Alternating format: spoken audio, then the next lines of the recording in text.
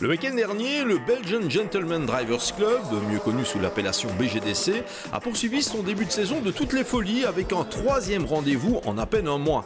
Après Francorchamps et Zolder, c'est la Bourgogne et le superbe circuit de Dijon-Prenois qui étaient visités, avec au programme 2 joutes de 90 et 150 minutes, dont la première, disputée le samedi en fin de journée, allait être marquée par des conditions météorologiques très difficiles.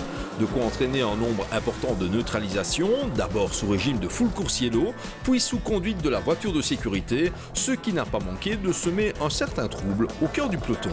De cette première confrontation, on retiendra le succès en Division 1 de la Peugeot RCZ Cup Sem Speed numéro 3, confiée pour la circonstance au jeune Anthony Lambert et à Benoît Semoulin, tandis qu'en Division 2, c'est le vainqueur du Trophée des Fans, Koen de Witt, qui réalisait la première bonne affaire au volant de la BMW M3 E46 numéro 64.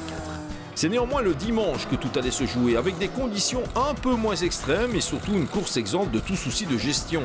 Très vite, la situation allait se compliquer pour certains bolides, à l'image de la BMW M3 E46 numéro 17 de Johan Huygens et Peter Verlinde, grande victime du week-end en Division 2, puisque trahie par des ratés moteurs qui allaient la rejeter très loin dans le classement. Effectuant une partie de la course aux avant-postes pour son retour en BGDC, John Ras n'allait hélas pas pouvoir concrétiser au volant de la M3 E36 numéro 142 un souci de transmission mettant un terme à sa prestation alors que la victoire était clairement jouable.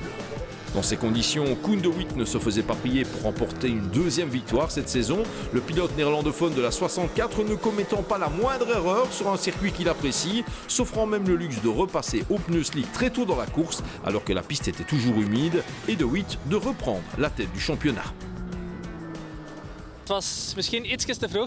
Je suis passé très tôt au pneu slick, car les pneus pluie commençaient déjà à se détériorer. J'ai néanmoins tenté le coup et au début ce n'était pas facile. Et j'étais un peu moins vite qu'avec les pneus pluie. Mais au fil de la course, ça a été toujours mieux. Très bien.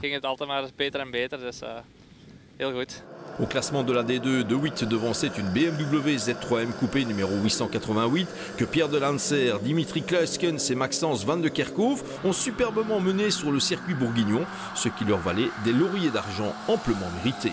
Le podium de la D2 était complété par une autre originalité du BGDC, la BMW Compact à mécanique M3 de Denis Metz et Manfred Verbeek. Toujours en D2, signalons la victoire dans la classe E de la VW Golf 5 TDI d'un nouveau venu, le Suisse Andreas Kempf, qui a d'emblée concrétisé. En Division 1, les Peugeot RCZ Cup ont une fois encore donné le ton, mais alors que la victoire semblait devoir se disputer entre les deux machines du clan Sem Speed, à savoir la 2 de Mathieu de Robiano et Pierre Dupont, et la 3 d'Anthony Lambert et Benoît Semoulin, de Robiano et Semoulin finissaient par se toucher en bout de ligne droite, de quoi contraindre la 2 à l'abandon, tandis que la 3 s'engouffrait dans l'allée des stands, victime d'une crevaison. Tout profit pour la Peugeot numéro 188 de Jérôme Heinen et Gaëtan Ayot qui remportait à Dijon sa première victoire de la saison en Division 1 et en classe ACST. Aujourd'hui c'était vraiment très difficile dans le choix des pneus, donc on a choisi de faire toute la course en pneus pluie. Les deux premiers relais, je pense que le choix était judicieux, et le troisième relais on a vraiment eu très difficile. Ce qui fait que en fin de course je pense qu'on était tous les trois dans un mouchoir de poche. Et voilà, on a eu un peu de chance sur la fin puisque les 2 et 3 se sont accrochés en plein dans la bagarre, donc voilà, ça finit très bien pour nous pour une fois. De retour aux affaires du BGDC, le duo franco-belge composé de Stéphane Cristinelli et Michel Duquesnoy profitait aussi de l'aubaine pour s'offrir les lauriers d'argent, précédant au passage de la ligne d'arrivée l'infortuné RCZ Cup numéro 3 de Lambert et Semoulin. Dans la classe B, celle des 2 litres, les conditions délicates régnant sur Dijon-Prenois allaient faire les affaires de la Vauxhall Astra Coupé numéro 777 des expérimentés Philippe Ménage et Guy Katzers qui n'ont jamais quitté la première place pour en faire remporter une victoire 100% méritée.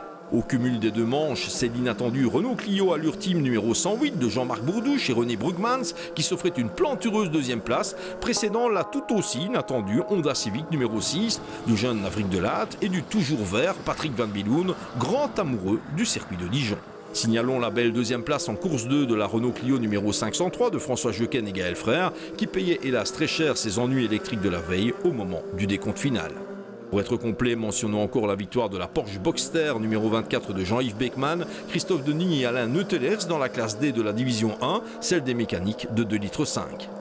Au terme de ces 3 premiers rendez-vous de la saison, les concurrents du BGDC vont enfin pouvoir souffler. La prochaine échéance étant fixée le dernier week-end du mois sur le circuit de Zandvoort, aux Pays-Bas. Rendez-vous dans nos résumés Division 1 et Division 2 pour en apprendre encore plus sur les événements qui ont émaillé les 2 joutes de Dijon Prenois.